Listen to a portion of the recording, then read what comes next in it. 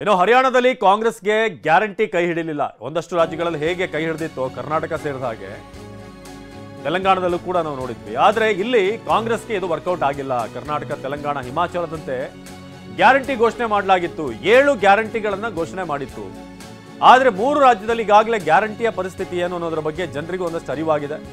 ಹರಿಯಾಣದಲ್ಲಿ ವರ್ಕೌಟ್ ಆಗದಂತ ಕಾಂಗ್ರೆಸ್ನ ಗ್ಯಾರಂಟಿ, ಕರ್ನಾಟಕದಲ್ಲಿ 5 ಗ್ಯಾರಂಟಿ, ತೆಲಂಗಾಣದಲ್ಲಿ 6, ಹರಿಯಾಣದಲ್ಲಿ 7. ಆದರೆ ಈ ಬಾರಿ ಹರಿಯಾಣದ ಗ್ಯಾರಂಟಿಗಳು ವರ್ಕೌಟ್ ಆಗಿಲ್ಲ.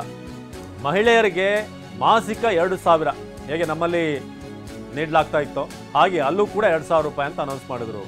ಹಾಗೆ ಹಿರಿಯರು, ವಿಧವೆಯರು, ಅಂಗವಿಕಲರಿಗೆ 6,000 ರೂಪಾಯಿ ಪಿಂಚಣಿ ಅಂತ ಘೋಷಣೆ ಆಗಿತ್ತು. ಇದು 2ನೇ ಗ್ಯಾರಂಟಿ. ಹಾಗೆ ಪ್ರತಿ ಮನೆಗೆ 300 ಯೂನಿಟ್ ಉಚಿತ ವಿದ್ಯುತ್.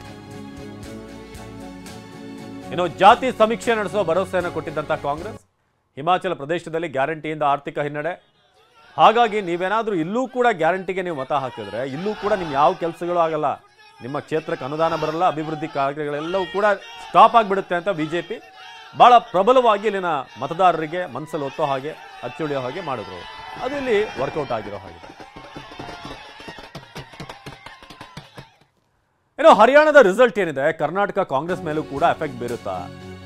ರಾಜ್ಯ ಕಾಂಗ್ರೆಸ್ ಮೇಲೆ ಹರಿಯಾಣ ಫಲಿತಾಂಶ ಪರಿಣಾಮ ಬೀರುವಂತ ಸಾಧ್ಯತೆ. ಕಾಂಗ್ರೆಸ್ ಹೈಕಮಾಂಡ್ ಇದನ್ನು ಕೂಡ ಬಹಳ ಗಂಭೀರವಾಗಿ ಗಮನಿಸ್ತಾ ಇದೆ. ರಾಜ್ಯ ಕಾಂಗ್ರೆಸ್ ಮೇಲೂ ಕೂಡ ಈ ಫಲಿತಾಂಶ ಪರಿಣಾಮ ಬೀರಬಹುದು ಅಂತ ರಾಜ್ಯ ಕಾಂಗ್ರೆಸ್ಗೆ ಇದು ಎಚ್ಚರಿಕೆಯ ಕರೆಗಂಟೆ. ಇದು ಎಲ್ಲವನ್ನೂ ಕೂಡ ಸಲೀಸಾಗಿ ತೆಗೆದುಕೊಳ್ಳೋಕೆ ಸಾಧ್ಯ ಇಲ್ಲ ಅನ್ನೋ ಸಂದೇಶ. ಕೇವಲ ಗ್ಯಾರಂಟಿಗಳು ಫಲ ಕೊಡೋದಿಲ್ಲ ಅನ್ನೋ ಮೆಸೇಜ್.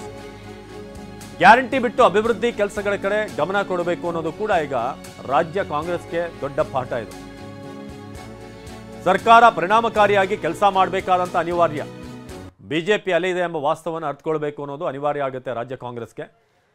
ಜೊತೆಗೆ ಈ ಒಂದಷ್ಟು ಆರೋಪಗಳಿಗೆ ಏನು ಬರ್ತಾ ಇದೆ ಅದನ್ನು ಕೂಡ ಕಾಂಗ್ರೆಸ್ ಹೈಕಮಾಂಡ್ ಬಹಳ ಗಂಭೀರವಾಗಿ ಗಮನಿಸ್ತಾ ಇದೆ. ಇನ್ನು ಗ್ಯಾರಂಟಿ ಜನ ಎಷ್ಟು ದಿನ ಅಂತ ಈ ಫ್ರೀಗಳ ವಿಚಾರವಾಗಿ ಯೋಚನೆ ಮಾಡ್ತಾರೆ. ಅಭಿವೃದ್ಧಿ ಆಗದೆ ಇದ್ರೆ ಊರಲ್ಲಿ ಏನೂ ಆಗ್ತಾ ಇಲ್ಲ, ಬರೀ ನಮ್ಮ ಅದರಲ್ಲೂ ಕೂಡ ಗ್ಯಾರಂಟಿದಾದರೂ ಕರೆಕ್ಟಾಗಿ ಆಗ್ತಿದೆ, ಅದರಲ್ಲೂ ಕೂಡ 108 ಗೊಂದಲ. ಹಾಗಾಗಿ ಉಳಿದ ರಾಜ್ಯದ ಮತದಾರರು ಕೂಡ ಅಲರ್ಟ್ ಆಗಿದ್ದಾರೆ ಅಂತ.